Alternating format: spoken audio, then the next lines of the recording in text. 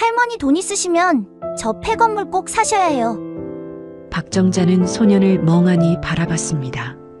45년 동안 일궈온 회사는 무너졌습니다. 믿었던 사람에게 속았고 모든 걸 잃었습니다. 그래서 오늘 이 세상을 떠나려 했습니다. 하지만 폐지를 줍던 이 소년이 자신을 붙잡았습니다. 할머니, 아직 죽으면 안 돼요. 할머니한테는 아직 할 일이 남았어요. 어린아이답지 않은 깊은 눈빛이었습니다. 저 건물 꼭 사세요. 할머니가 사시면 다시 시작할 수 있어요. 정자는 이해할 수 없었습니다. 왜 자신을 구해주고 이런 이야기를 하는 걸까요? 하지만 소년의 작은 손은 따뜻했습니다. 그 온기가 얼어붙었던 정자의 가슴을 녹이기 시작했습니다. 몰락한 여성 CEO와 폐지 줍는 소년. 두 사람의 기적 같은 이야기가 지금 시작됩니다. 이야기 시작 전에 구독, 좋아요와 함께 어디에서 보고 계신지도 댓글로 남겨주시면 반갑게 인사드리겠습니다. 서울 강남구 선민식품 본사 대회의실 오전 10시였습니다. 창밖으로는 봄볕이 따사롭게 들어왔지만 회의실 안은 찬바람이 도는 것처럼 차가웠습니다. 대표님, 회사 계좌에 돈이 한 푼도 없습니다. 재무이사의 떨리는 목소리가 회의실에 울렸습니다. 박정자는 65세, 선민식품을 45년 동안 일궈온 창업주였습니다. 19살 때 개발한 제과 레시피 하나로 시작해서 직원 200명이 넘는 중견 기업으로 키워냈죠. 무슨 소리예요? 지난달까지만 해도 통장에 50억이 넘게 있었는데 정자의 손이 떨렸습니다. 며느님께서 지난 6개월간 회사 자금을 빼돌리셨습니다. 해외 계좌로 송금한 흔적이 있고요. 어제 출국하셨습니다.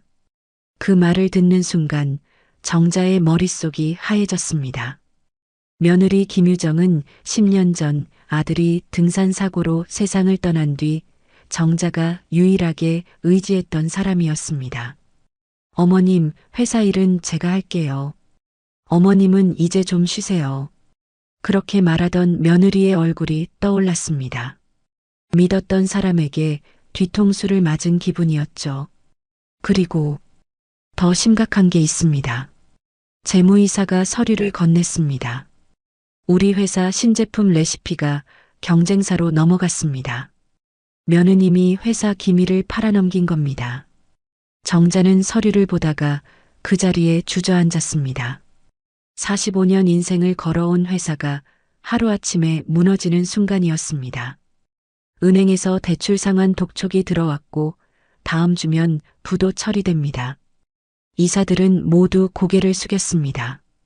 정자는 회의실을 나와 자신의 사무실로 돌아왔습니다. 창문 너머로 보이는 공장 건물, 오가는 직원들, 모든 게 마지막처럼 느껴졌습니다. 며칠 뒤 정자는 직원들을 전부 모았습니다. 여러분, 정말 죄송합니다. 제가 사람을 잘못 봤습니다.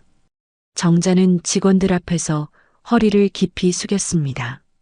퇴직금은 제 개인 재산을 팔아서라도 전부 드리겠습니다.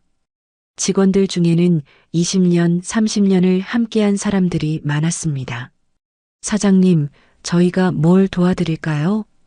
아닙니다. 이건 제 잘못이에요. 여러분은 아무 잘못 없어요. 정자는 집을 제외한 모든 재산을 정리했습니다. 강남에 있던 아파트, 강남 노른자 땅, 명동 상가 건물, 그리고 청담동 빌라들까지 전부 팔았습니다. 직원들 퇴직금을 정리하고 나니 손에 남은 건 살고 있던 집 한 채뿐이었습니다. 텅 빈 저택으로 돌아온 정자는 아들 사진 앞에 앉았습니다. 민수야, 엄마가 잘못했어. 내 아내를 믿었던 게 엄마 실수였구나. 10년 전 아들이 죽던 날 병원에서 며느리가 울던 모습이 떠올랐습니다. 진심으로 슬퍼하는 줄 알았는데 이제 보니 그것도 연기였을까요? 밤 11시 정자는 집을 나섰습니다. 손에는 아무것도 들지 않았습니다. 정신없이 걷다 보니 어느새 차들이 쌩쌩 달리는 큰 도로가 나왔습니다. 이제 살아야 할 이유가 없네. 정자는 인도에 서서 도로를 바라봤습니다. 빠르게 달리는 차들의 불빛이 눈앞을 스쳐 지나갔습니다. 정자는 눈을 감고 도로 쪽으로 한 발짝 내디뎠습니다. 그 순간이었습니다. 할머니, 죽지 마세요. 누군가 정자의 옷자락을 뒤에서 잡아당겼습니다. 정자는 뒤로 비틀거리며 인도 바닥에 넘어졌고 옆을 보니 작은 손이 자신을 꽉 붙잡고 있었습니다. 10살쯤 되어 보이는 남자아이였습니다. 손에는 폐지 뭉치를 들고 있었고 얼굴은 때로 얼룩져 있었습니다. 할머니, 여기서 그러시면 안 돼요. 아이의 눈은 또렷했습니다. 어린아이 같지 않은 어른처럼 깊은 눈빛이었죠. 넌 누구니? 정자는 멍하니 아이를 바라봤습니다. 저는 이시우예요. 할머니, 아직 죽으면 안 돼요. 할머니한테는 아직 할 일이 남았어요. 아이는 정자의 손을 꽉 잡았습니다. 그 작은 손의 온기가 정자의 가슴에 전해졌습니다. 정자는 그 자리에 주저앉아 눈물을 흘렸습니다. 시우는 아무 말 없이 옆에 앉아서 정자의 손을 계속 잡아주었습니다. 얼마나 시간이 흘렀을까요? 정자는 천천히 일어났습니다. 너, 이 밤에 혼자 뭐하고 있니? 집은 어디고? 저기 골목 안쪽에 살아요. 시우가 어둑한 골목을 가리켰습니다. 정자는 차를 가지러 갔습니다. 타렴, 집까지 데려다 줄게. 시우는 폐지 뭉치를 안고 조심스럽게 차에 올라탔습니다. 차 안 더럽게 해서 죄송해요. 괜찮아. 그런 거 신경 쓰지 마. 정자는 차를 몰아 시우가 가리키는 곳으로 갔습니다. 어두운 골목, 판잣집들이 다닥다닥 붙어 있는 달동네였습니다. 차에서 내려 좁은 골목을 걸어 올라가니 시우의 집은 판잣집 끝자락에 있었습니다. 여기에요. 정자는 가슴이 먹먹해졌습니다. 낡은 판잣집, 금방이라도 무너질 것 같은 대문. 엄마는 일 나가셨어요. 새벽에 오실 거예요. 시우는 씩씩하게 웃었지만 그 웃음 뒤에 숨겨진 외로움이 느껴졌습니다. 정자가 돌아서려는데 시우가 조심스럽게 입을 열었습니다. 할머니, 저 할머니한테 드릴 말이 있어요. 응? 뭔데? 할머니 돈 많아요? 여기서 조금만 가면 폐건물이 하나 있어요. 그 건물 사세요. 정자는 깜짝 놀랐습니다. 폐건물? 그걸 왜? 그 건물 지하에 비싼 게 많이 있어요. 도자기랑 그림이요. 시우는 진지한 표정으로 말했습니다. 넌 어떻게 그걸 알아? 제가 폐지 주우러 들어갔다가 봤어요. 진짜예요, 할머니. 정자는 믿기지 않았지만 시우의 눈은 거짓말을 하지 않고 있었습니다. 그 건물, 귀신 나온다고 소문나서 아무도 안 사는 곳이에요. 그래서 싸게 팔려고 하는데 할머니가 사시면 좋을 것 같아요. 근데 왜 나한테 이런 얘기를 하는 거니? 시우는 잠시 망설이다가 말했습니다. 할머니가 좋은 분인 것 같아서요. 그리고 할머니한테는 아직 할 일이 남았다고 했잖아요. 정자는 시우의 어깨에 손을 올렸습니다. 고맙구나. 할머니가 한번 알아볼게. 네, 할머니. 꼭 사세요. 후회 안 하실 거예요. 내일 다시 올게. 내일 보자. 정자는 차에 올라타 집으로 돌아왔습니다. 운전하는 내내 시우의 말이 머릿속에 맴돌았습니다. 폐건물의 보물이라니. 말도 안 되는 이야기 같았지만 시우의 눈빛만큼은 진심이었습니다. 정자는 결심했습니다. 어차피 잃을 것도 없지 않은가. 이게 마지막 기회라면 한번 해보는 거였습니다. 다음 날 아침 정자는 시장에 들렀습니다. 장바구니에는 쌀 한 포대, 라면 박스, 과일이 담겨 있었고 따뜻한 국밥 2그릇도 포장했습니다. 이 나이에 무슨 짓을 하고 있는 건지 정자는 혼잣말을 하며 차를 몰았습니다. 어젯밤 집에 돌아와서도 시우의 얼굴이 계속 떠올랐거든요. 그 또렷한 눈빛, 작지만 따뜻했던 손, 그리고 할머니한테는 아직 할 일이 남았어요 라던 그 말. 달동네 골목 입구에 차를 세우고 정자는 짐을 들고 좁은 골목을 올라갔습니다. 낮에 보니 더 처참했습니다. 판잣집 사이사이로 빨랫줄이 걸려 있고 골목 한쪽에는 쓰레기가 쌓여 있었습니다. 할머니, 시우가 집 앞에서 정자를 기다리고 있었습니다. 어젯밤보다는 얼굴이 조금 깨끗했지만 옷은 여전히 낡고 작았습니다. 어머, 아침부터 밖에 있었니? 춥지 않았어? 괜찮아요. 할머니 오신다고 해서 기다렸어요. 시우는 환하게 웃었습니다. 정자는 가슴이 또 먹먹해졌습니다. 집 안으로 들어가니 더 놀랐습니다. 방 하나에 부엌이 딸린 작은 공간이었습니다. 천장에서는 곰팡이 냄새가 났고 벽지는 여기저기 뜯어져 있었습니다. 낡은 이불 하나와 작은 화로, 그리고 시우의 책가방이 전부였습니다. 엄마는 어디 갔니? 새벽에 청소일 나가셨어요. 저녁 때 오실 거예요. 시우는 대수롭지 않게 말했지만 정자는 가슴이 아팠습니다. 배고프지? 할머니가 국밥 사왔어. 어서 먹자. 정자는 국밥 뚜껑을 열었습니다. 김이 모락모락 올라왔습니다. 시우는 눈이 커졌습니다. 진짜요? 와, 저 국밥 엄청 좋아하는데. 시우는 숟가락을 들고 맛있게 먹기 시작했습니다. 정자는 그 모습을 보며 따뜻한 미소를 지었습니다. 천천히 먹어. 체하겠다. 네, 할머니. 근데 할머니는 안 드세요? 할머니는 집에서 먹고 왔어. 너 다 먹어. 시우는 국밥을 다 비우고 만족스럽게 배를 쓰다듬었습니다. 정자는 장바구니에서 쌀과 라면을 꺼내 부엌 한쪽에 놓았습니다. 이건 엄마 오시면 같이 먹고, 그리고 이 과일도. 할머니, 고마워요. 근데 이렇게 많이 주시면. 시우의 눈가에 눈물이 맺혔습니다. 괜찮아. 할머니가 주고 싶어서 주는 거야. 정자는 시우의 머리를 쓰다듬었습니다. 시우는 고개를 들어 정자를 똑바로 바라봤습니다. 할머니, 저 어제 말했던 거 기억하세요? 응? 무슨 말? 폐건물 말이에요. 정자는 고개를 끄덕였습니다. 그래, 네가 폐건물을 사라고 했지. 네, 진짜 사셔야 해요.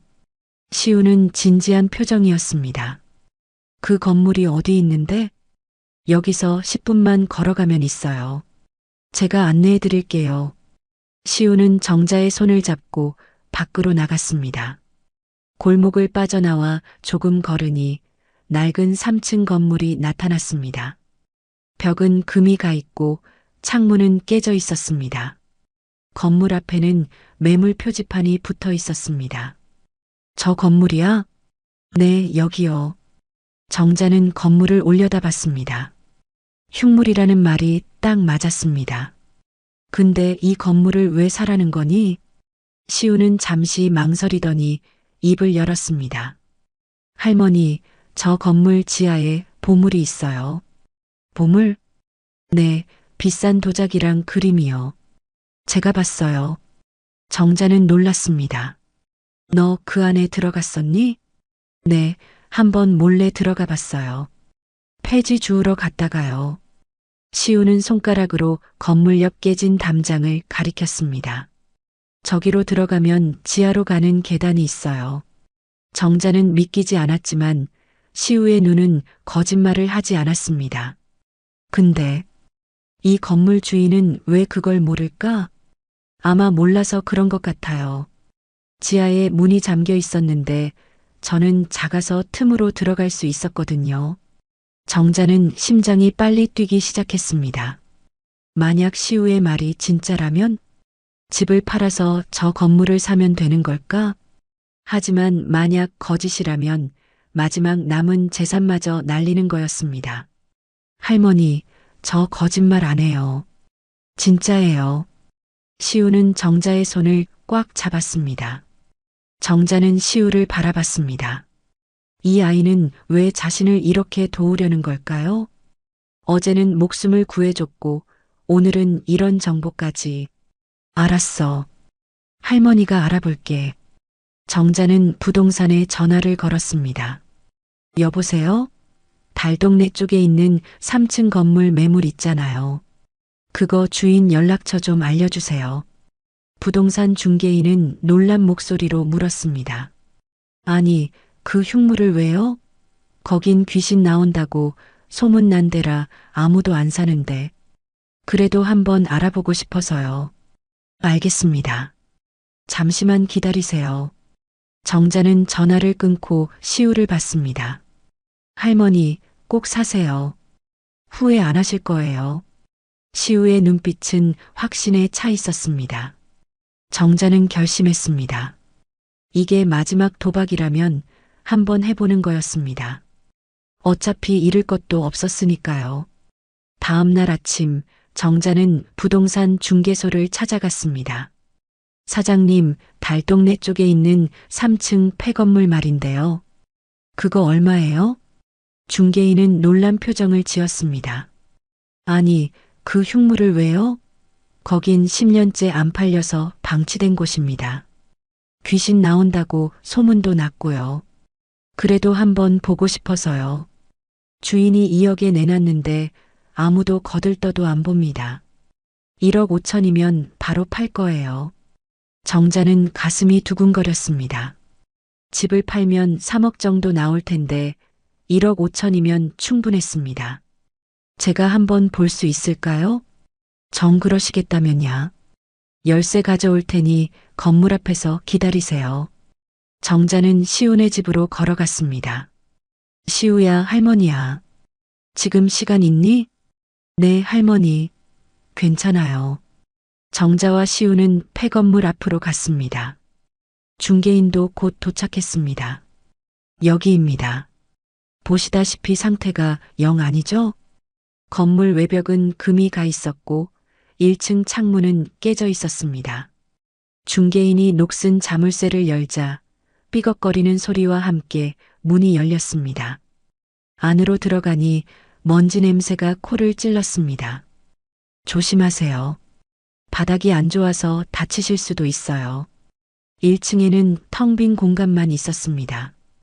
오래된 쓰레기와 깨진 유리 조각들이 널려 있었죠. 지하는 어떻게 가요? 저쪽 구석에 계단이 있습니다. 근데 지하는 진짜 위험해요. 시우가 정자의 손을 잡았습니다. 할머니, 제가 손전등 가져왔어요. 시우는 가방에서 작은 손전등을 꺼냈습니다. 그럼 제가 먼저 내려가 볼게요. 중개인은 고개를 저었습니다. 전 여기서 기다릴게요. 혹시 모르니 조심하세요. 정자와 시우는 지하로 내려가는 계단 앞에 섰습니다. 낡은 나무 계단이 삐걱거리며 소리를 냈습니다. 할머니, 천천히 가세요. 시우가 앞장서서 손전등을 비췄습니다. 계단을 내려가니 축축한 공기가 느껴졌습니다. 지하 공간은 생각보다 넓었습니다. 시우가 손전등을 이리저리 비추자 구석에 쌓여 있는 무언가가 보였습니다. 저기요, 할머니. 정자는 조심스럽게 다가갔습니다. 먼지로 뒤덮인 천이 여러 개 쌓여 있었습니다. 정자는 천을 조심스럽게 들어 올렸습니다. 그 순간 정자는 숨이 멎을 뻔했습니다. 하얀 도자기가 희미한 빛을 반사하며 나타났습니다. 이건... 정자는 손을 떨며 도자기를 만졌습니다.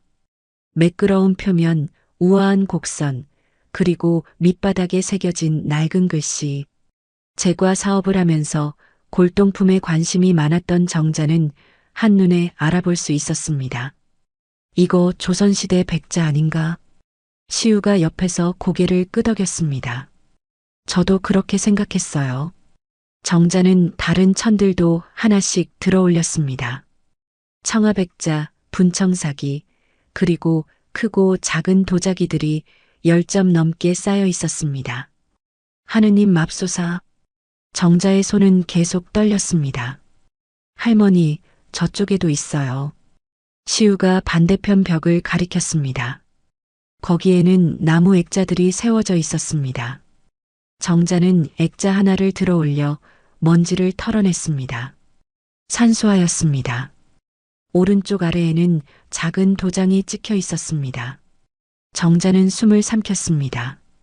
이 도장, 혹시 이중섭 화백? 시우가 물었습니다. 진짜예요, 할머니? 확실하지는 않지만 전문가한테 보여줘야겠어. 정자는 다른 액자들도 확인했습니다. 박숙은 김한기로 보이는 그림들도 있었습니다. 정자는 가슴이 터질 것 같았습니다. 만약 이게 전부 진짜라면, 시우야, 네가 정말 할머니 인생을 구해줬구나. 정자는 시우를 꼭 안았습니다. 시우도 할머니를 꼭 안아주었습니다. 그럼 할머니, 이제 다시 시작할 수 있겠죠? 그래, 그럼. 고마워, 정말 고마워. 정자는 서둘러 지상으로 올라갔습니다. 사장님, 이 건물 살게요. 바로 계약서 써주세요. 중개인은 깜짝 놀랐습니다. 정말요? 지하 보셨어요? 네, 봤어요. 1억 5천에 계약할게요. 알겠습니다. 그럼 사무실로 가시죠. 일주일 뒤 정자는 집을 팔고 건물 매입을 완료했습니다. 그리고 골동품 감정 전문가를 불렀습니다. 여보세요, 김 선생님? 저 박정자인데요. 좀 급한 일이 있어서 연락드렸습니다. 다음 날 60대 중반의 감정사가 찾아왔습니다. 오랜만입니다, 사장님. 무슨 일이세요? 이것 좀 봐주실 수 있으세요? 정자는 도자기 하나를 꺼냈습니다. 감정사는 돋보기를 끼고 도자기를 자세히 살폈습니다. 이건 조선 후기 백자입니다. 상태도 아주 좋고요. 진품인가요? 네, 의심할 여지 없는 진품입니다. 요즘 시세로 5천만 원은 충분히 받을 겁니다. 정자는 가슴이 뛰었습니다. 그럼 이것도 좀 봐주세요. 정자는 그림들도 꺼냈습니다. 감정사의 눈이 커졌습니다. 이건 이중섭 화백의 작품 같은데요? 진짜인가요? 감정사는 한참을 들여다보더니 고개를 끄덕였습니다. 진품입니다. 이 그림은 최소 10억은 넘을 겁니다. 정자는 그 자리에 주저앉을 뻔했습니다. 나머지도 다 확인 부탁드립니다. 감정사는 하나하나 살펴보며 감탄을 쏟아냈습니다. 사장님, 이거 전부 어디서 구하셨어요? 국보급들도 섞여 있는데요. 그건 말하자면 길어요. 전부 합치면 100억은 좋게 넘을 겁니다. 정자는 눈물이 났습니다. 아들이 보내준 마지막 선물 같았습니다. 일주일 뒤 정자는 시우 집을 다시 찾았습니다. 이번에는 손에 큰 봉투를 들고 있었습니다. 쌀 한 포대, 반찬통, 과일 바구니, 그리고 새우까지들이었습니다. 할머니, 시우가 반갑게 뛰어나왔습니다. 어머, 우리 시우. 학교 잘 다녀왔니? 네, 할머니. 오늘 수학 시험에서 100점 받았어요. 정말? 우리 시우 장하네. 정자는 시우의 머리를 쓰다듬었습니다. 그런데 엄마는 집에 계시니? 네, 오늘 일 안 나가셨어요. 제가 불러올게요. 시우가 안으로 뛰어들어갔습니다. 잠시 후 30대 후반쯤 되어 보이는 여자가 나왔습니다. 마른 몸에 지친 얼굴, 하지만 단정하게 묶은 머리와 깨끗한 옷차림이었습니다. 그 순간 정자는 그 자리에 얼어붙었습니다. 이 얼굴, 어디서 봤지? 여자가 고개를 숙이며 인사했습니다. 안녕하세요. 저희 시우가 큰 신세를 졌다고 들었습니다. 정자는 그 목소리를 듣는 순간 확신했습니다. 혹시 신혜 씨 아니세요? 여자는 깜짝 놀라며 고개를 들었습니다. 네, 저를 어떻게... 정자는 가슴이 쿵 하고 내려앉는 것 같았습니다. 김신혜, 맞죠? 네, 맞는데요. 저를 어떻게 아세요? 정자는 손이 떨렸습니다. 신혜는 아들이 결혼 전에 사귀었던 여자였습니다. 아들 민수가 어머니에게 처음으로 소개하고 싶다고 했던 그 여자. 하지만 그때 정자는 며느리감으로 보기에는 집안이 가난하다며 반대했었죠. 저는 박정자입니다. 선민식품. 정자가 말을 잇지 못하자 신혜의 얼굴이 하얗게 질렸습니다. 어머니? 신혜는 뒷걸음질을 쳤습니다. 어머님이세요? 민수 오빠의. 그래요. 내가 민수 엄마예요. 두 사람은 한동안 말없이 서로를 바라봤습니다. 정자는 신혜를 보며 가슴이 미어졌습니다. 10년 전 아들이 그토록 사랑했던 여자. 들어가서 이야기할까요? 정자가 조심스럽게 물었습니다. 신혜는 고개를 끄덕이며 문을 열었습니다. 좁은 방 안으로 들어가자 시우가 물을 따라왔습니다. 시우야, 너는 밖에서 좀 놀다 오렴. 엄마랑 할머니가 할 이야기가 있어. 신혜가 말했습니다. 네, 엄마. 시우가 나가자 두 사람은 마주 앉았습니다. 정자는 시우를 보내고 나서 신혜를 다시 자세히 봤습니다. 그리고 깨달았습니다. 시우의 눈, 시우의 코, 시우의 인매. 전부 아들 민수를 닮았다는 것을. 정자는 심장이 두근거렸습니다. 신혜 씨, 시우가 몇 살이에요? 신혜는 고개를 숙였습니다. 10살입니다. 10살. 정자는 빠르게 계산했습니다. 아들이 세상을 떠난 게 10년 전 그해 봄이었습니다. 시우가 지금 10살이라면 시우 아버지는 누구예요? 정자의 목소리가 떨렸습니다. 신혜는 눈물을 흘리기 시작했습니다. 민수 오빠예요. 정자는 눈앞이 하얘졌습니다. 뭐라고요? 시우는 민수 오빠의 아들이에요. 제 아들이자 어머님의 손자예요. 정자는 그 자리에 주저앉을 뻔했습니다. 그럼 그때 임신한 걸 알았어요? 네. 민수 오빠가 결혼하고 알았어요. 말하려고 했는데 신혜는 눈물로 얼굴을 가렸습니다. 그날 아침 오빠한테 전화했어요. 만나자고. 중요한 얘기가 있다고. 근데 오빠가 어디 가야 한다고 갔다 와서 만자자고 하더라고요. 정자도 눈물이 났습니다. 그런데 돌아오지 못했죠. 네. 그날 저녁에 뉴스를 봤어요. 등산 사고로 선민식품 후계자가 사망했다고. 세상이 무너지는 줄 알았어요. 신혜는 목이 메었습니다. 장례식장에 가려고 했어요. 하지만 그때 김유정 씨가 저한테 전화를 했어요. 유정이가? 네. 오지 말라고 했어요. 어머님께서 저를 싫어하신다고, 임신한 것도 말하지 말라고, 만약 찾아오면 가만두지 않겠다고 협박했어요. 정자는 분노가 치밀어 올랐습니다. 그래서 무서웠어요. 돈도 없고 부모님도 안 계시고, 그래서 그냥 혼자 나왔어요. 그리고 시우를 데리고 이렇게 살고 있어요. 정자는 신혜의 손을 잡았습니다. 미안해요. 정말 미안해요. 내가 당신을 반대하지만 않았어도. 아니에요, 어머님. 저도 이해해요. 저는 정말 가난했으니까요. 아니야. 그게 무슨 소용이 있어. 내가 돈만 보고 사람을 못 봤어. 정자는 시우를 떠올렸습니다. 그 또렷한 눈, 착한 마음씨, 어른 같은 말투. 전부 아들 민수를 닮았습니다. 신혜 씨, 시우는 아직 모르나요? 아빠에 대해서요? 하늘나라 갔다는 것만 알고 누구인지는 말 안 했어요. 정자는 눈물을 닦았습니다. 이제 알려줘야죠. 어머님, 신혜 씨, 아니 신혜야. 이제 우리 가족이야.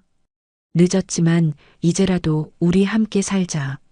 신혜는 정자의 품에 안겨 소리내어 울었습니다. 정자도 신혜를 꼭 안으며 눈물을 흘렸습니다. 10년 동안 몰랐던 손자, 10년 동안 혼자 키워온 며느리. 모든 게 너무 늦었지만 그래도 이제라도 알게 된 게 다행이었습니다. 밖에서 시우가 문을 두드렸습니다. 엄마, 할머니, 괜찮으세요? 정자와 신혜는 서로를 보며 웃었습니다. 들어오렴, 시우야. 문이 열리고 시우가 걱정스러운 얼굴로 들어왔습니다. 왜 우세요? 정자는 시우를 꼭 안았습니다. 시우야, 할머니가 해줄 이야기가 있단다. 무슨 이야기요? 할머니가. 진짜 너의 할머니란다. 너는 할머니의 손자야. 시우는 눈을 동그랗게 뜨며 정자를 바라봤습니다. 정말요? 그래, 정말이야. 시우는 천천히 웃기 시작했습니다. 저도 알았어요.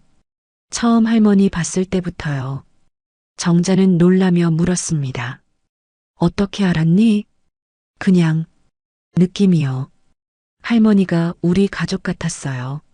정자는 시우를 더 꼭 안았습니다. 신혜도 두 사람을 안았습니다. 세 사람은 그렇게 한참을 안고 울었습니다. 10년 만에 찾은 가족이었습니다. 그날 밤 정자는 신혜와 시우를 새로 마련한 자신의 집으로 데려왔습니다. 넓진 않지만 따뜻한 방, 그리고 깨끗한 침대. 시우는 신기한 듯 집안을 둘러봤습니다. 할머니, 여기 정말 좋아요. 그래, 이제 여기가 너희 집이야. 편하게 지내렴. 신혜는 눈물을 글썽이며 고개를 숙였습니다. 어머님, 정말 감사합니다. 무슨 소리야? 우리가 가족인데. 이제 그런 말 하지 마. 저녁을 먹고 시우가 잠든 뒤 정자와 신혜는 거실에 마주 앉았습니다. 따뜻한 차를 마시며 정자가 입을 열었습니다. 신혜야, 내가 물어볼 게 있어. 네, 어머님. 유정이는 너가 임신한 걸 어떻게 알았니? 신혜는 잠시 망설이다가 대답했습니다.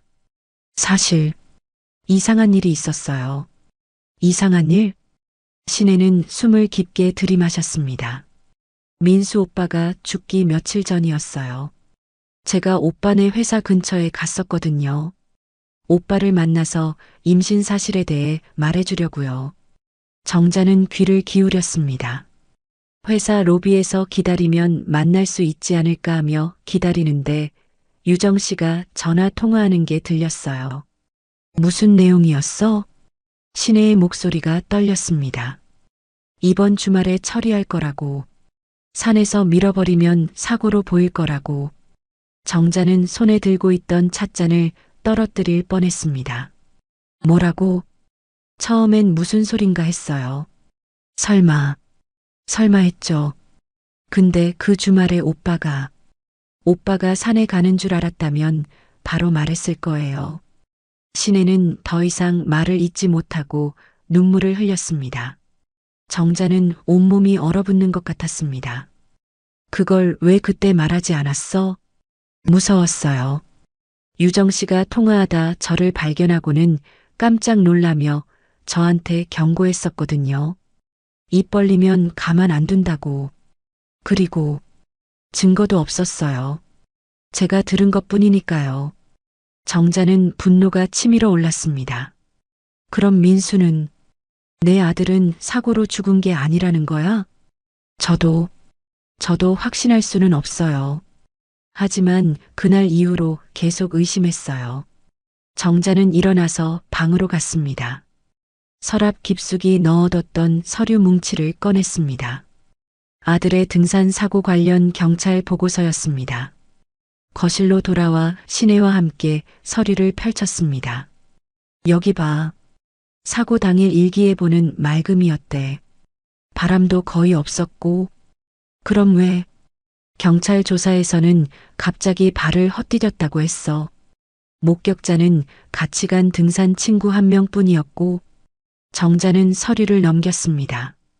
이 친구 이름이 최진호라고 돼 있네. 최진호요? 응. 민수랑 대학 동기라고 했는데 나는 한 번도 만나본 적이 없어. 정자는 핸드폰을 꺼내 예전 연락처를 뒤졌습니다.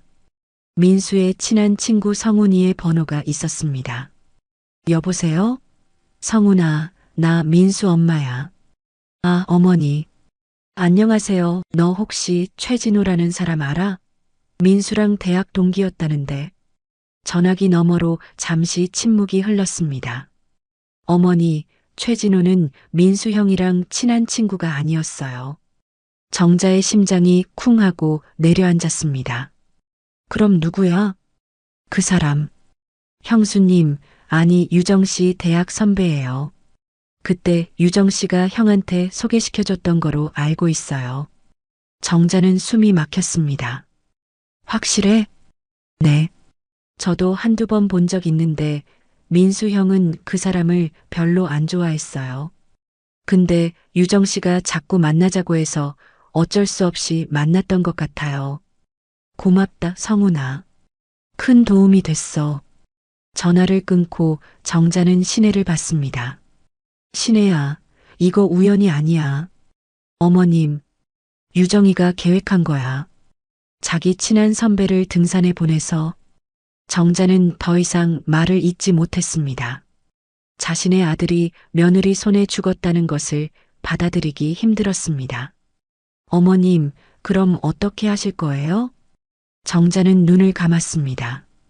잠시 후 눈을 뜨니 그 안에는 결연한 의지가 담겨 있었습니다. 재조사를 해야겠어. 경찰한테 다시 신고하고 사립탐정도 고용할 거야. 하지만 10년이나 지났는데 증거를 찾을 수 있을까요? 찾아야지.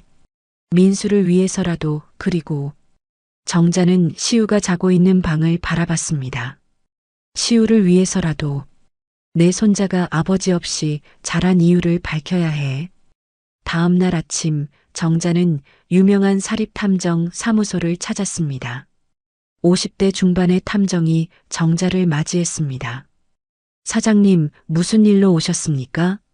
10년 전 등산 사고를 재조사해 주셨으면 합니다. 정자는 사건의 전말을 설명했습니다. 탐정은 진지하게 들으며 메모를 했습니다.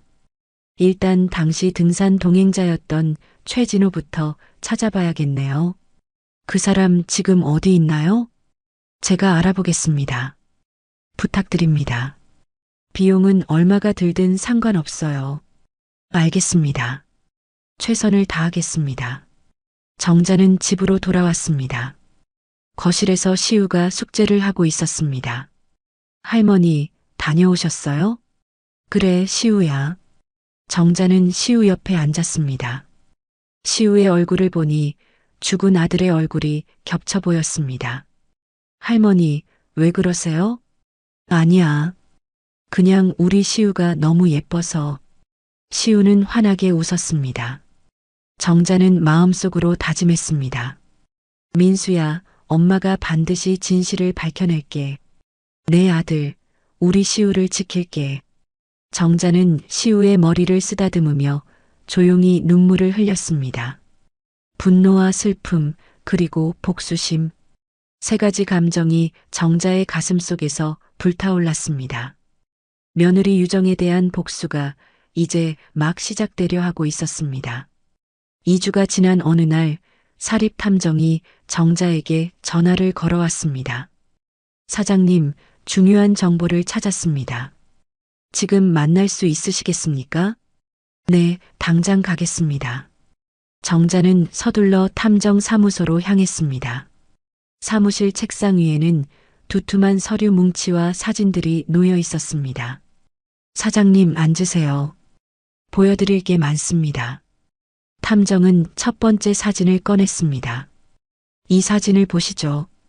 유정 씨가 민수 씨와 결혼하기 1년 전 찍힌 겁니다. 사진 속에는 유정이 한 남자와 손을 잡고 걷는 모습이 찍혀 있었습니다. 이 남자는 누구죠? 강민석이라는 사람입니다. 대기업 부장인데 유정 씨와 대학 동창이에요. 탐정은 다른 사진들도 꺼냈습니다. 카페에서 마주 앉아 있는 모습, 호텔 로비로 함께 들어가는 모습, 이 사진들은 전부 결혼 전에 찍힌 겁니다. 그런데 탐정은 다른 서류를 펼쳤습니다. 결혼 후에도 이 사람과 계속 만났어요. 제가 확인한 것만 해도 수십 번입니다. 정자는 손이 부들부들 떨렸습니다. 그럼 유정이가 민수랑 결혼한 이유는 돈이었을 겁니다. 선민식품의 재산이 목적이었던 거죠. 탐정은 또 다른 서류를 꺼냈습니다. 더 심각한 게 있습니다. 유정 씨는 결혼 직후부터 해외 계좌를 만들었어요. 해외 계좌요? 네, 스위스와 싱가포르에 비밀 계좌가 있습니다. 여기로 돈을 조금씩 빼돌렸어요. 정자는 서류를 보며 한숨을 쉬었습니다. 얼마나 빼돌렸어요? 제가 확인한 것만 50억이 넘습니다. 회사 돈을 조금씩 빼서 개인 계좌로 옮긴 뒤 다시 해외로 송금했어요. 이 나쁜.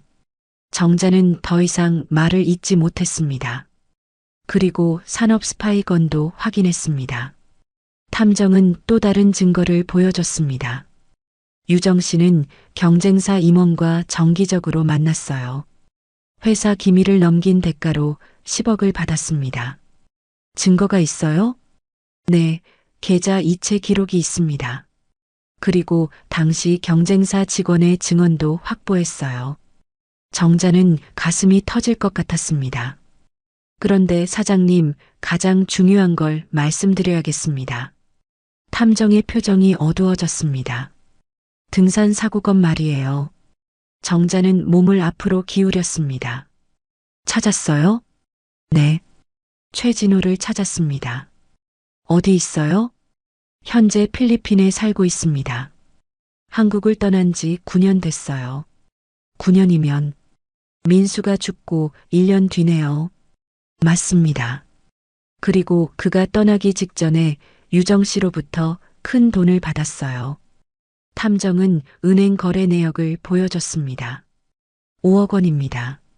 사고 직후 유정 씨 계좌에서 최진호 계좌로 입금됐어요. 정자는 온몸에 소름이 돋았습니다. 그럼 정말로, 네, 최진호가 민수 씨를 밀어버렸을 가능성이 높습니다. 유정 씨의 사주를 받고요. 정자는 눈물이 났습니다. 내 아들이 그렇게. 탐정은 물 한 잔을 건넸습니다. 진정하세요, 사장님. 그리고 이것도 보셔야 합니다. 탐정은 마지막 서류를 꺼냈습니다. 당시 최진호 동거녀의 진술서입니다. 최진호가 자신에게 사람을 죽였다고 말했답니다. 갑자기 돈을 흥청망청 쓰길래 돈이 어디서 났냐고 했더니 말해주더랍니다. 발설하면 너도 죽이겠다면서. 무서워서 그동안 얘기하지 못했다 하더라고요. 정자는 비명을 지를 뻔했습니다.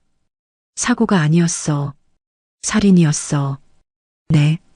이 진술서와 동거래 기록이 있으면 충분히 재수사가 가능합니다. 정자는 주먹을 불끈 쥐었습니다. 유정이는 지금 어디 있어요? 동남아 어딘가에 있을 겁니다. 정확한 위치는 아직 파악 중입니다. 찾아주세요. 반드시 찾아서 감옥에 보내야겠어요. 알겠습니다. 정자는 사무소를 나와 차에 올랐습니다. 핸들을 잡은 손이 떨렸습니다. 분노, 슬픔, 배신감, 모든 감정이 한꺼번에 밀려왔습니다. 신혜와의 결혼을 반대하고 유정이와 아들을 강제로 결혼시킨 자신이 너무나 원망스러웠습니다. 집으로 돌아오니 신혜가 저녁 준비를 하고 있었습니다. 어머님 다녀오셨어요? 무슨 일 있으세요? 얼굴이 안 좋으신데. 정자는 소파에 주저앉았습니다. 신혜가 옆에 앉자 정자는 오늘 들은 이야기를 전부 말해줬습니다. 신혜는 듣는 내내 눈물을 흘렸습니다. 어머님, 민수 오빠가 그렇게. 미안해, 신혜야. 내가 그 여자를 집안에 들인 게 잘못이었어. 아니에요. 어머님 잘못이 아니에요. 두 사람은 한참을 울었습니다. 시우가 방에서 나왔습니다. 할머니, 엄마 왜 우세요? 정자는 재빨리 눈물을 닦았습니다. 아니야, 시우야. 할머니가 눈에 뭐가 들어가서 그래. 시우는 정자 옆에 앉아 손을 잡아주었습니다. 할머니, 괜찮아요. 제가 있잖아요. 정자는 시우를 꼭 안았습니다. 민수야, 엄마가 반드시 복수할게. 내 아들 앞에서 그 여자가 벌받는 모습을 보여줄게. 정자는 마음속으로 다짐했습니다. 이제 복수가 시작될 것입니다. 며느리 유정을 반드시 찾아내고 법의 심판을 받게 만들 것입니다. 그날 밤 정자는 변호사에게 전화를 걸었습니다. 여보세요, 김 변호사님? 저 박정자입니다. 내일 사무실로 찾아가겠습니다. 중요한 소송건이 있어서요. 알겠습니다, 사장님. 내일 뵙죠. 전화를 끊고 정자는 창밖을 바라봤습니다. 어두운 밤하늘에 별이 반짝이고 있었습니다. 민수야, 엄마 믿고 기다려. 곧 내 억울함을 풀어줄게. 정자의 눈빛에는 결연한 의지가 담겨 있었습니다. 한 달 뒤 정자는 서울중앙지검을 찾았습니다. 김 변호사와 함께 검사실에 들어갔습니다. 사장님, 증거가 이렇게 많으면 충분히 재수사가 가능합니다.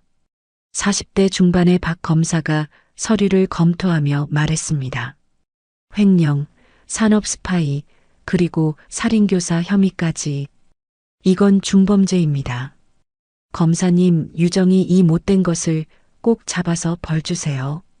정자의 목소리가 떨렸습니다. 인터폴에 적색 수배를 요청하겠습니다. 그리고 공범들도 전부 조사하죠. 공범이요? 네. 경쟁사 임원, 최진호, 그리고 돈을 받은 사람들 전부 조사해야 합니다.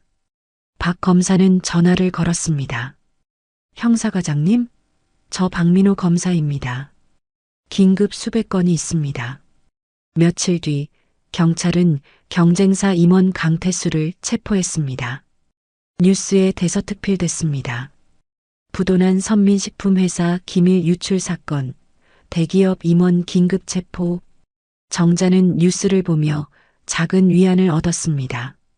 이제 시작이야. 유정이 차례야. 일주일 뒤 사립탐정이 전화를 걸어왔습니다. 사장님, 유정 씨 위치를 찾았습니다. 어디예요? 태국 방콕입니다. 고급 빌라에서 지내고 있어요. 확실해요? 네. 현지 탐정을 고용해서 확인했습니다. 사진도 찍었어요. 탐정은 곧바로 사진을 보내왔습니다.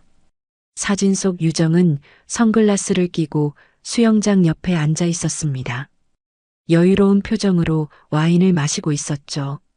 정자는 분노가 치밀어 올랐습니다. 저 여자가 저렇게 편하게 살고 있다니. 검사님한테 바로 알려드리겠습니다. 네, 빨리 잡아주세요. 검찰과 경찰, 그리고 인터폴이 협력했습니다. 태국 경찰에 체포 협조를 요청했습니다.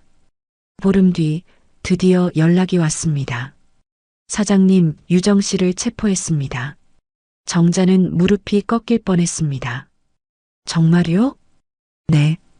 오늘 새벽 태국 경찰이 빌라를 급습했습니다. 도망가지 못하게 공항도 전부 봉쇄했고요. 언제 한국으로 들어와요?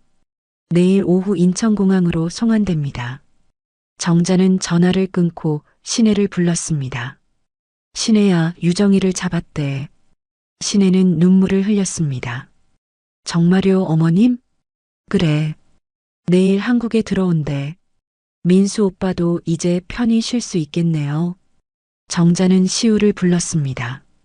시우야, 할머니랑 내일 어디 좀 갈 텐데 같이 갈래? 어디요, 할머니? 공항에.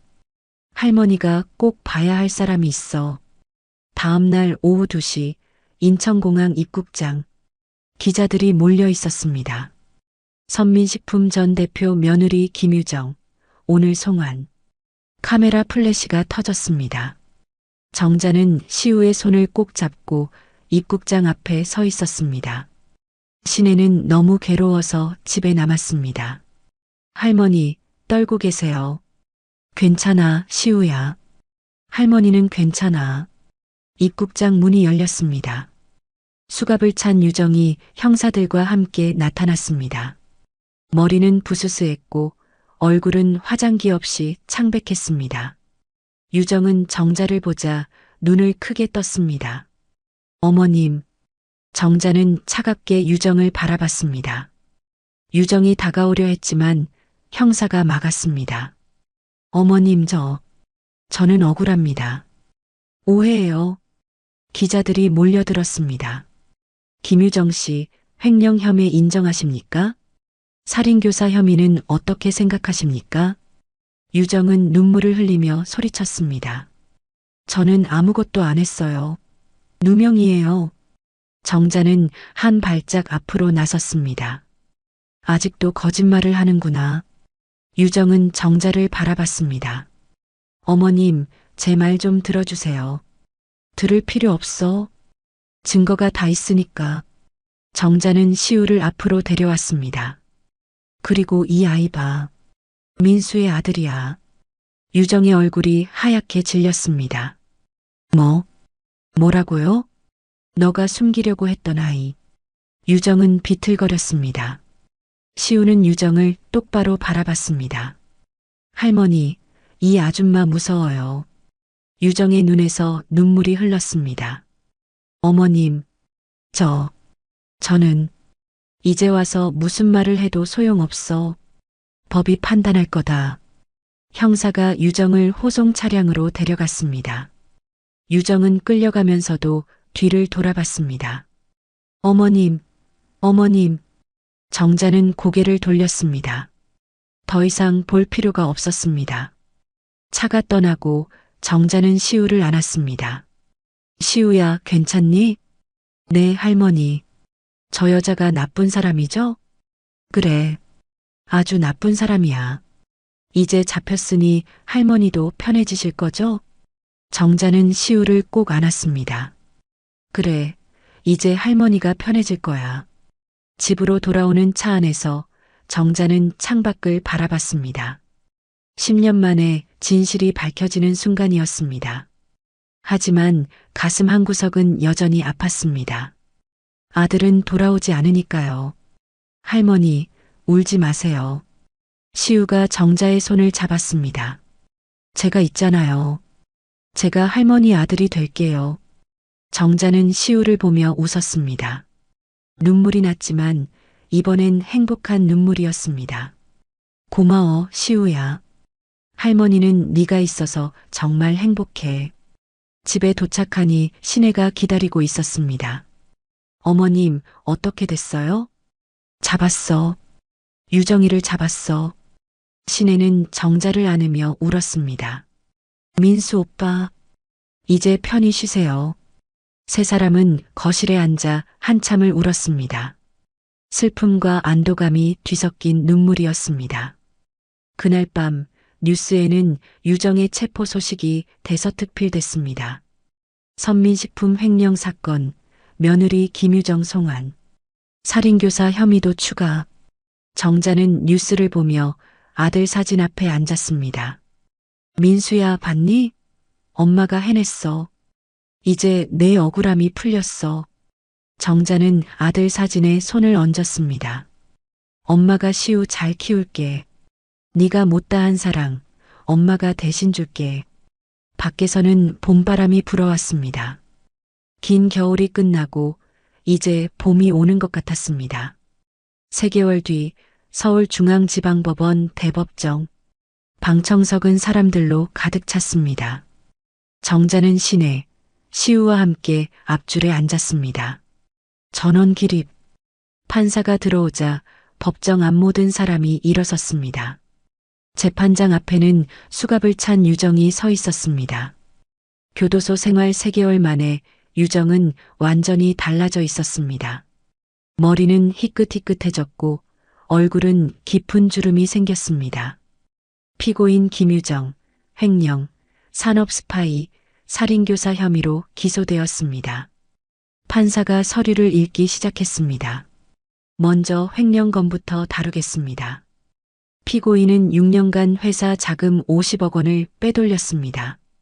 검사가 일어나 증거를 제시했습니다. 재판장님, 이 통장 거래 내역을 보시면 피고인이 조금씩 회사 돈을 빼서 해외 계좌로 보낸 기록이 있습니다. 피고인, 인정하십니까? 유정은 고개를 떨구었습니다. 죄송합니다. 제가 잘못했습니다. 산업 스파이 건은 어떻습니까? 그건 제가 한 게 아니라 검사가 다시 증거를 내놨습니다. 경쟁사 임원 강태수의 증언입니다. 피고인으로부터 선민식품 신제품 레시피를 10억 원에 샀다고 진술했습니다. 유정은 말을 잇지 못했습니다. 그리고 가장 중요한 살인교사 건입니다. 법정안이 조용해졌습니다.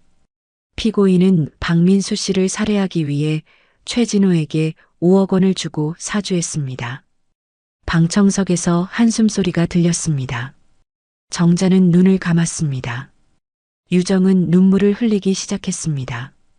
재판장님, 저는 정말 그럴 의도가 아니었어요. 그럼 어떤 의도였습니까? 저는 그냥 위험만 하라고 했어요. 죽이라고 한 게 아니에요.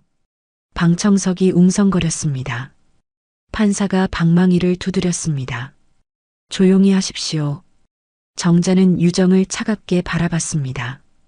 이제 와서 변명을 해봤자 소용없었습니다. 최진호의 진술서가 있습니다. 피고인이 명확하게 사고로 위장하라고 지시했다고 나와 있습니다. 유정은 무릎이 꺾이며 주저앉았습니다. 재판장님, 살려주세요. 피고인, 일어나십시오. 교도관이 유정을 일으켰습니다. 판사는 잠시 서류를 검토했습니다. 그럼 피해자 측 진술을 듣겠습니다. 정자가 증인석에 섰습니다.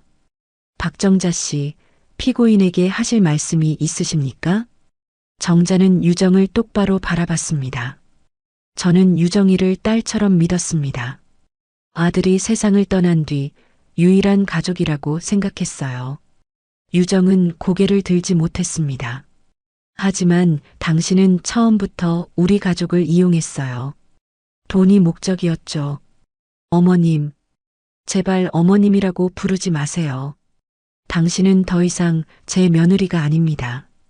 정자의 목소리는 단호했습니다. 당신이 제일 용서받지 못할 일은 내 아들을 죽인 겁니다. 그리고 손자와 며느리를 협박해서 10년 동안 숨어 살게 만든 거예요. 저는 정말 이제 와서 후회해도 늦었어요. 법이 당신을 심판할 겁니다. 정자는 증인석에서 내려왔습니다. 마지막으로 변호인이 최후 변론을 했습니다. 재판장님, 피고인은 깊이 반성하고 있습니다. 선처를 부탁드립니다. 하지만 검사는 단호하게 말했습니다. 피고인의 범죄는 계획적이고 잔인합니다. 엄벌을 요청합니다. 판사는 잠시 생각하더니 선고를 시작했습니다. 피고인 김유정에게 다음과 같이 선고합니다. 법정안이 숨죽였습니다. 횡령죄로 징역 5년, 산업 스파이죄로 징역 3년, 살인교사죄로 징역 15년. 각 죄를 합산하여 징역 20년을 선고합니다. 유정은 그 자리에 주저앉았습니다. 안 돼요. 가석방은 불가합니다. 피고인은 즉시 수감됩니다. 교도관이 유정을 일으켰습니다. 유정은 끌려가면서 정자를 받습니다. 어머님, 용서해 주세요. 정자는 고개를 돌렸습니다. 더 이상 볼 필요가 없었습니다. 법정을 나오자 햇살이 따스하게 내리쬐었습니다. 정자는 시우의 손을 잡았습니다. 할머니, 이제 끝났어요? 그래, 시우야. 이제 다 끝났어. 시내가 정자를 안았습니다. 어머님, 고생하셨어요. 아니야. 이제 시작이야. 우리 가족, 새롭게 시작하는 거야. 일주일 뒤 정자는 시내와 시우를 데리고 구청에 갔습니다. 호적에 올리려고요. 며느리랑 손자를요. 담당 공무원이 웃으며 말했습니다. 축하드립니다. 좋은 가족이시네요. 서류를 작성하고 나오는 길에 정자는 두 사람을 꼭 안았습니다. 이제 우리는 진짜 가족이야. 네, 어머님. 네, 할머니. 그날 저녁 집으로 옛 직원들이 찾아왔습니다. 사장님, 소식 들었습니다. 정말 다행이에요. 20년을 함께한 생산팀장 이 과장이 눈물을 흘렸습니다. 사장님, 다시 회사 시작하신다면서요? 저희도 함께하고 싶습니다. 우리 없이는 안 돼요, 사장님. 직원들이 하나둘 모였습니다. 정자는 가슴이 뜨거워졌습니다. 여러분, 정말 고맙습니다. 사장님이 있는 선민식품이 진짜예요. 함께 다시 만들어요. 정자는 직원들과 손을 맞잡았습니다. 좋아요. 우리 다시 시작합시다. 그날 밤 정자는 아들 사진 앞에 앉았습니다.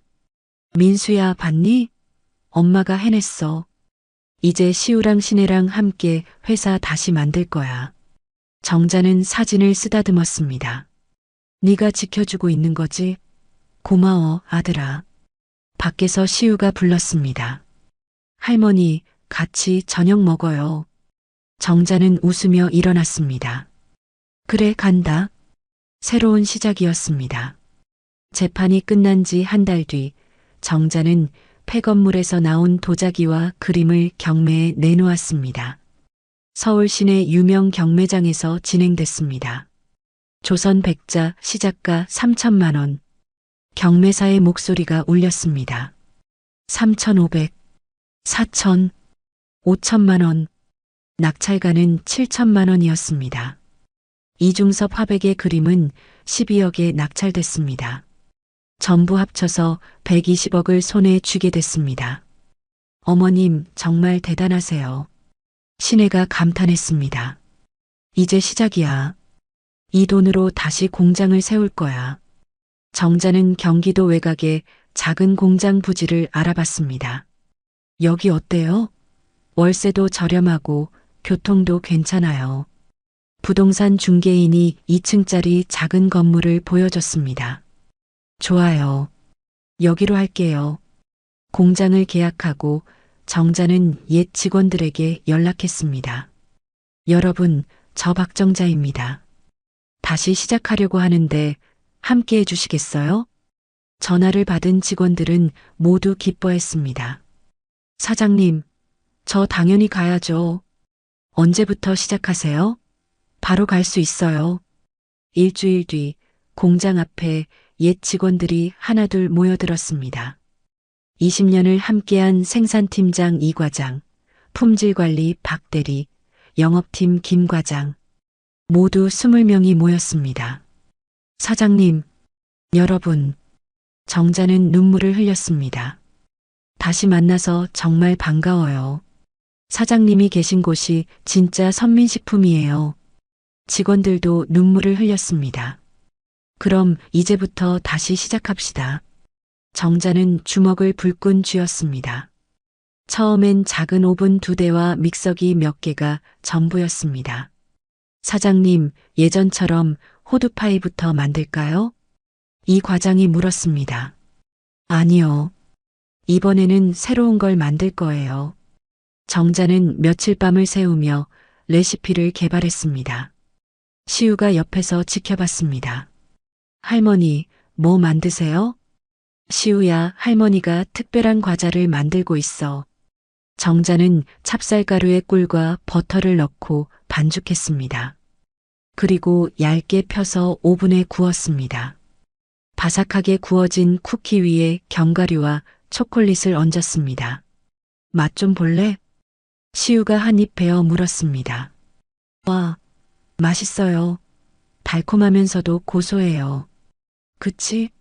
이게 할머니가 새로 만든 두바이 찰떡 쿠키야. 두바이 찰떡 쿠키요? 응. 중동 스타일 디저트랑 우리나라 찰떡을 합친 거야. 정자는 레시피를 완성했습니다. 다음 날 직원들에게 쿠키를 나눠줬습니다. 이게 우리 새로운 주력 상품이에요. 직원들이 하나씩 맛봤습니다. 사장님, 이거 정말 맛있는데요? 요즘 젊은 사람들이 좋아할 것 같아요. 온라인으로 팔면 대박 날 것 같은데요? 정자는 고개를 끄덕였습니다. 맞아요. 온라인부터 시작할 거예요. 신혜가 나섰습니다. 어머님, 제가 온라인 쇼핑몰 만들어 볼게요.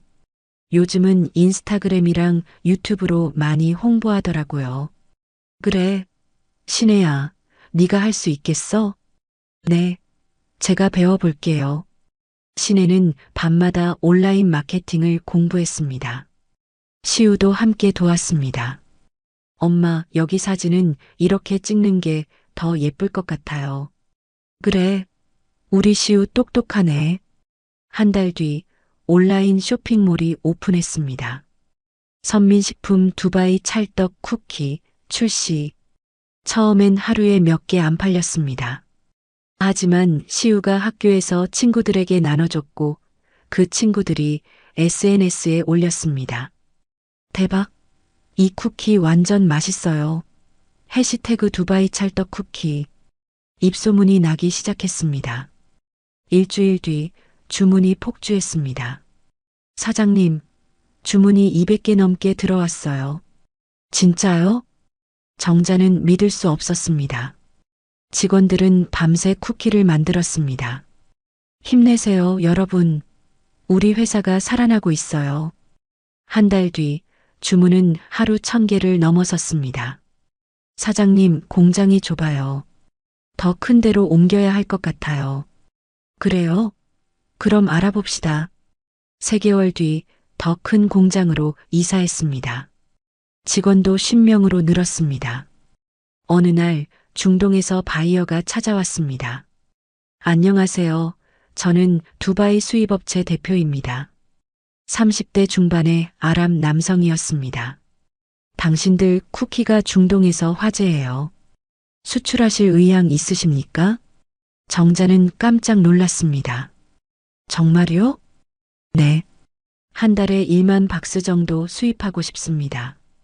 1만 박스요? 네. 계약서를 작성하실까요? 정자는 신혜를 봤습니다. 신혜가 고개를 끄덕였습니다. 좋습니다. 계약하죠. 그날부터 선민식품은 해외 수출을 시작했습니다.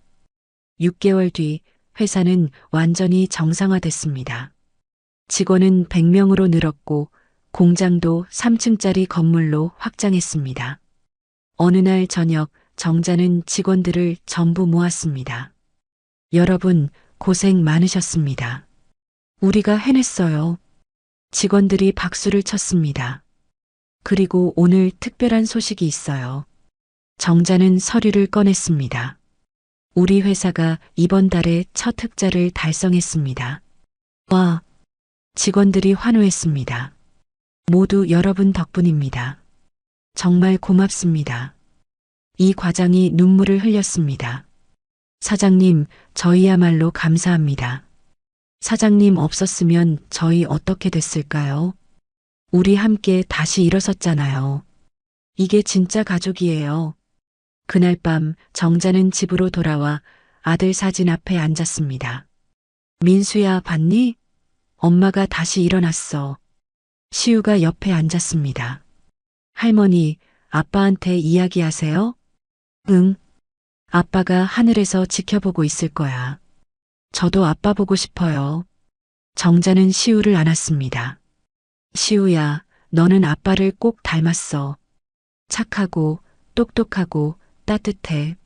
할머니, 저 나중에 크면 회사 도와드릴게요. 그래, 할머니 믿어. 우리 시우는 분명 훌륭한 사람이 될 거야. 신혜가 방에서 나왔습니다. 어머님, 시우야, 저녁 먹어요. 그래, 가자. 세 사람은 식탁에 둘러앉았습니다. 따뜻한 밥, 맛있는 반찬, 그리고 사랑하는 가족. 정자는 행복했습니다. 돈보다 더 소중한 것을 찾았으니까요. 잘 먹겠습니다. 세 사람은 함께 저녁을 먹으며 웃었습니다. 창밖으로는 따뜻한 봄바람이 불어왔습니다. 긴 겨울이 끝나고 이제 진짜 봄이 온 것 같았습니다. 15년이 흘렀습니다. 서울 강남구 선민식품 본사 앞 화창한 봄날이었습니다. 30층 유리 건물 앞에는 선민식품, 제과업계 1위 달성 현수막이 걸려 있었습니다. 회장실 문이 열리고 80세가 된 정자가 나왔습니다. 흰 머리지만 여전히 꼿꼿한 자세, 그리고 환한 미소를 짓고 있었습니다. 어머님, 회의 준비됐습니다. 50세가 된 신혜가 서류를 들고 왔습니다. 경영지원실장 명찰을 달고 있었습니다. 신혜야, 시우는 도착했어? 네, 방금 공항에서 도착했다고 연락 왔어요. 회의실 문이 열리고 25세 청년이 들어왔습니다.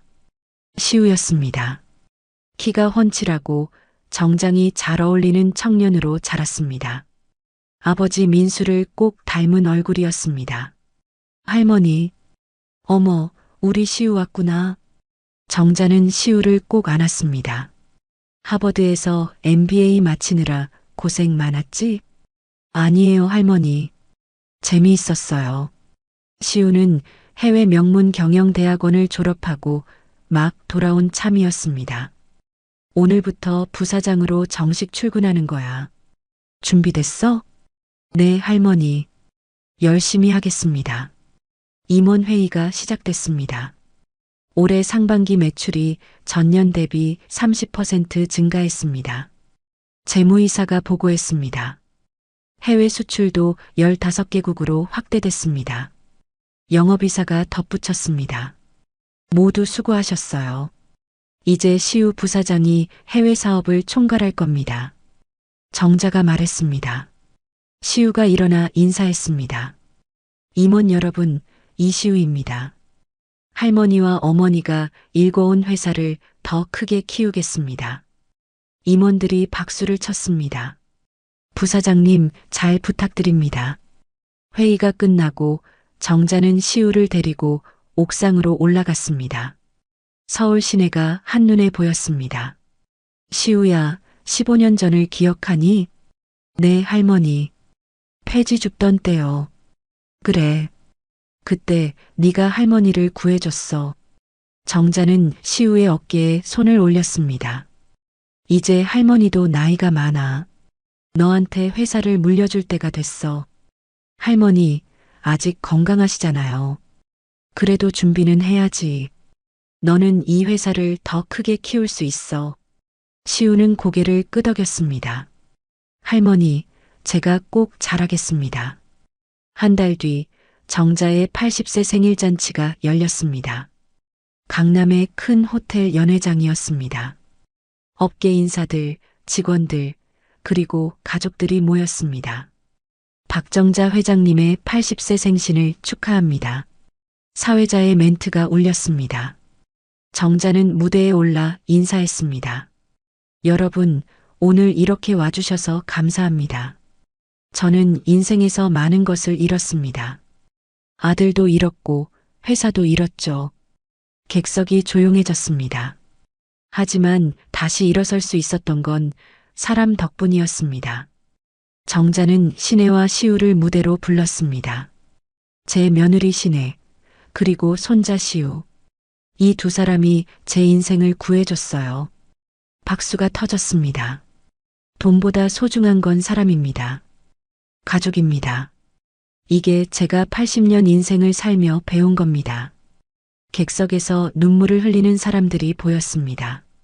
앞으로도 선민식품은 사람을 가장 소중히 여기는 회사가 될 겁니다. 또다시 큰 박수가 쏟아졌습니다. 그날 저녁 시우가 깜짝 발표를 했습니다. 할머니, 제가 오늘 말씀드릴 게 있어요. 뭔데, 시우야? 시우는 한 여자를 데리고 왔습니다. 20대 중반, 단정하고 밝은 인상의 여자였습니다. 할머니, 소개할게요. 제 여자친구 윤지혜예요. 정자는 깜짝 놀랐습니다. 어머, 정말 처음 뵙겠습니다, 할머니. 윤지혜입니다. 지혜는 공손하게 인사했습니다. 어머나, 이쁘기도 하지. 어디서 만났어? 대학 동기예요. 사회복지학과 나왔어요. 정자는 지혜의 손을 잡았습니다. 착해 보이네. 우리 시우 잘 부탁해요. 네, 할머니. 시우 오빠 많이 사랑해요. 신혜도 눈물을 흘렸습니다. 시우야, 정말 잘 됐다. 엄마는 너무 기뻐. 엄마 고마워요. 같은 시각 여자 교도소. 유정은 작은 감방 안에 앉아 있었습니다. 15년이 지났지만 아직 5년이 남아 있었습니다. 머리는 완전히 새하얗게 새었고 얼굴은 주름투성이었습니다. 야, 김유정. 설거지 안 했지? 감방 대장이 고함을 쳤습니다. 죄송합니다. 지금 할게요. 유정은 비틀거리며 일어났습니다. 뭐? 대답이 그게 뭐야? 감방 대장이 유정을 밀쳤습니다. 유정은 바닥에 넘어지며 무릎을 다쳤습니다. 아파. 아프면 일 똑바로 해. 옆 감방 죄수가 소리쳤습니다. 야, 밖에서 떵떵거리고 살았어도 여기선 소용없어. 유정은 울면서 설거지를 시작했습니다. 그날 밤 유정은 신문을 주었습니다. 선민식품, 업계 1위. 박정자 회장 80세. 기사 옆에는 환하게 웃는 정자와 시우, 신혜의 사진이 있었습니다. 유정은 신문을 구겨지며 이를 갈았습니다. 내가 가질 수 있었는데. 하지만 아무도 들어주지 않았습니다. 감방 안은 차갑고 어두웠습니다. 돈보다 소중한 건 사람이었습니다. 가족은 피가 아니라 마음으로 이어진다는 것을 배웠습니다. 그리고 아무리 힘들어도 다시 일어설 수 있다는 희망. 이것이 정자가 80년 인생을 살며 깨달은 진실이었습니다.